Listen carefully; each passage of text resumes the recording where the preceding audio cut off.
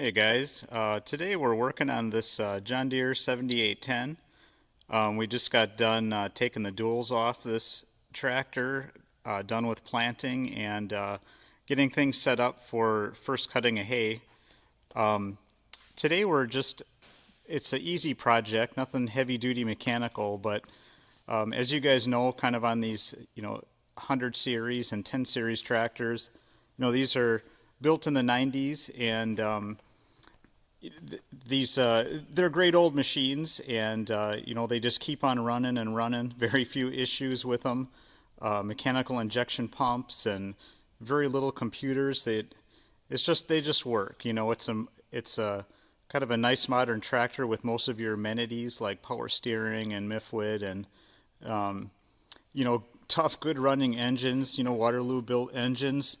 But of course, back in the 90s, a lot of this modern conveniences or some of these things were unforeseen, such as how popular cell phones would be. So you guys might have run into this as well, where, you've got a 10 series machine like this and you're wanting to rig up like a cell phone holder or a spot for accessories to go.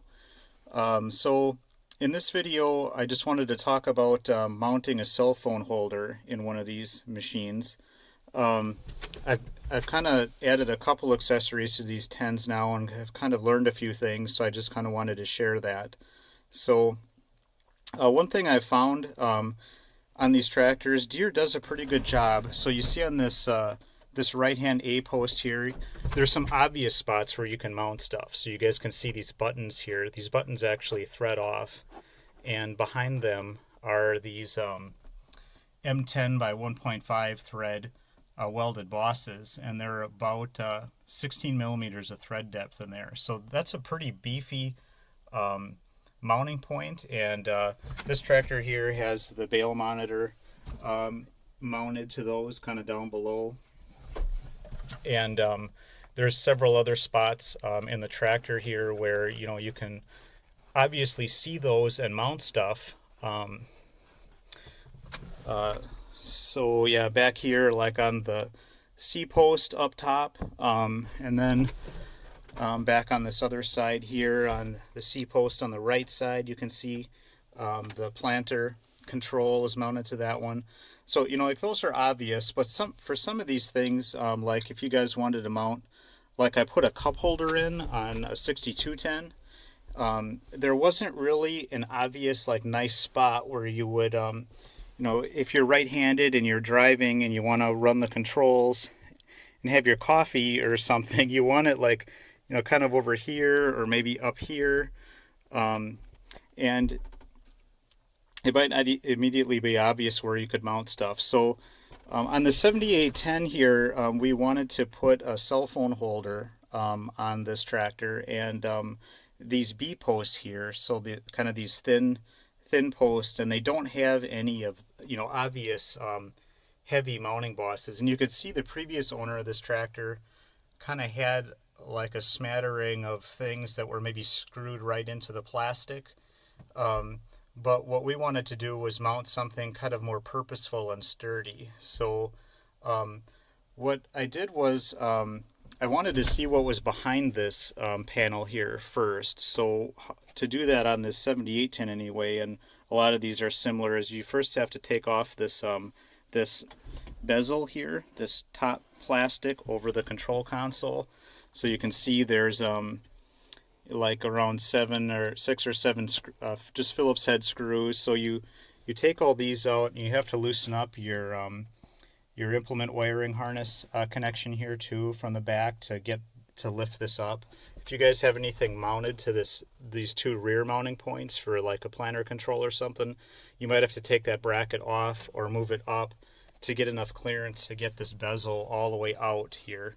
And once you have that kind of weaseled out of there, there's 2 more bolts that hold this this cup holder assembly. They're actually located behind this piece right here, so you can't see them. But once you have this off, you can pull this off. And then what I did was, let me move this remote here, opened up the window open up the window and got a little screwdriver in here to kind of pop off the center of this panel. And once it popped off, you can kind of get it off by hand. And what I found was, even though this panel, you can't see anything behind it, there are more of those same bosses behind this one too on the B post. And I'm assuming that if you were to pop off the B post on this left side, it would be the same way. So, yeah, so once you have this piece off of here, guys, and you have it off on the bench, the back side of this beige plastic piece here has two little like molded in dimples on the back side right here to tell you where to drill so you can access these holes. So, and I drilled them right in the center of where those were, and they were spot on. They matched up almost perfectly with the threaded bosses there, and then I started working on. Then I put this back together, and then I started working on a bracket to mount the cell phone holder. So let me just kind of show you guys what I ended up doing there. I don't know if Deere sells something like this or not, but I just kind of made something out of flat stock. So, guys, kind of what I found was, what I used was just 2 inch wide, 1/8 inch thick steel, like hot rolled steel strip. Seemed like it would be sturdy enough for what I was trying to do with it. And then I found that those mounting holes there, if you put a steel rule here, I found that they were about exactly 4 3/4 apart. This is actually a metric design tractor, so actually I'm assuming like the actual distance is maybe 120 millimeters. But I just drilled through the bracket with that hole spacing. I cut this steel strip here at about 6 inches long to give enough overlap for the bolts and washers, and then drilled some holes at that spacing that I mentioned.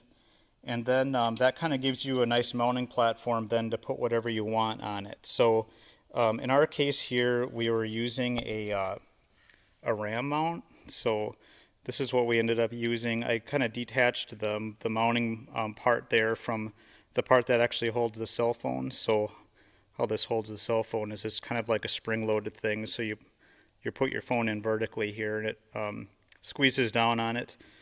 So it seems like it should be pretty sturdy. They also make these, guys, I'm sure you've seen them with a suction cup mount too. But I just wasn't confident that, like, with the heat and the cold and bouncing around in the field, driving on the road with a grain cart and just bouncing all over in the heat and the dust and dirt, that the suction cup would hold long term, and I didn't want it to fall off and ruin an expensive phone. So we decided we wanted to hard mount this kind of in a more purposeful way, and kind of using this method with like the 2 inch wide steel bracket. If we decide that we don't like the way this mount functions or we want to try something else, we can just fabricate another one of these and mount something different to it. So in this case here with this ram mount, guys, this lower part that actually secures everything, it has kind of a nice pattern of holes available on it, so it's kind of flexible for what you want to do. I ended up just using 3 of them, and I used 1032 or 1024, I don't remember, screws that I had laying around. I used stainless hardware on it so it won't rust, and I used stainless nylock nuts on it. I did thread this bracket too because I wanted to thread these stainless screws in from the back. I wanted to thread them in tight, and I also wanted to crank down these nylock nuts tight to make sure this thing wouldn't vibrate off and would hold steady. So and then I also if you guys have a cutoff wheel, you can cut this to length with like a cutoff wheel, or if you have like an angle grinder with a cutoff disc, you could make it with that. And then I just kind of rounded the corners on the bench grinder just to kind of soften the look a little bit and just not look like it was something out of a hardware store. So and then I painted it just with spray paint. So a pretty easy project here, I guess. I'm still kind of in the process. I want this to dry a little more before I crank the final mounting hardware down on it. I should mention I found some black like phosphate coated hardware, and like with the 16 millimeter depth on those bosses, I just used M10 by 1.5 by 25, and that seemed about right by the time you kind of added up all of the depths of everything here. So let me just put these washers on the back too. So I wanted to put one washer under the head of the bolt so it wouldn't tear the paint up when I torqued it down, and then these two washers on the back are here just to space the bracket off the plastic far enough so that the heads of these screws from the back side clear and aren't being pressed into the plastic. And also, guys, you know that like bolts, you could think of a bolt as like a big spring, right? So you want to torque these to spec and get some good stretch in the bolt to kind of hold everything tight, because like the stretch is what holds a mechanical joint together. In this case, because we've got that plastic pinched in between the boss and the bracket, I think I'm going to probably maybe put a dab or two of blue Loctite on these bolts too before I put them in. So yeah, pretty quick, easy project, guys. But I just wanted to kind of mention here what I learned, because hopefully I'll save someone from kind of marring up their nice plastic and putting a bunch of screw holes in it like this one had and kind of messing up the look of their cab. Hopefully maybe something a little bit more clean and durable there. So I'm gonna let this bracket dry a little bit, and then I'll follow up here once I get everything mounted so you guys can see how it kind of looked and functioned. So all right, guys, it's the next day, and I let the bracket dry here and mounted everything up. I did put a little blue Loctite on the hardware there, and you guys can kind of see that we're kind of spaced off the plastic just a little bit to kind of clear those stainless 1024 screws come in from the back. I kind of oriented it in a way that kind of as you sit on the seat, it tries to line the phone up about perfectly with the B-post, so you've got good visibility, to the sides when you're using the machine. And I guess maybe how this works, maybe I can't remember if I showed this before, guys, but you pull down on the sides like this, and then it pinches the phone in the middle. So actually, I'm going to set my phone down here for a second and just put my son's phone in here so you guys can see how it sits in there. So sorry about that.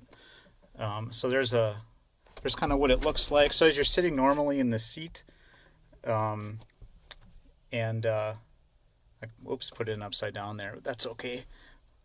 Tried to kind of line it up with the post there to kind of limit visibility loss, and yeah, I think overall it turned out pretty good. Like, I don't know if you guys can see this kind of how it sits with regard to the controls. It doesn't really feel like it's too much in my face, and for my hand coming down here and running the SCVs and the drivetrain control, I don't know, I don't feel like it's in my way. I feel like the height is just about right. So we're going to give this a try and see how this goes here. And yeah, I'd say overall this is a pretty good project.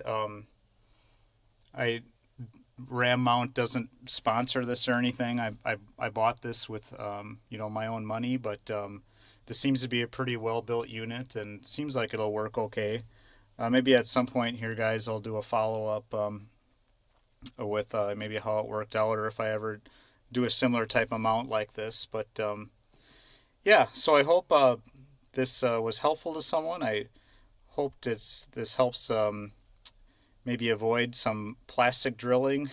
These classic old 10 series are just such great old machines. You just really want to take good care of them and keep them running, because they don't make these kind of simple old machines anymore like this. So just want to keep your old 10s running. So that's going to do it for this video, guys. I hope this was helpful, and have a good day.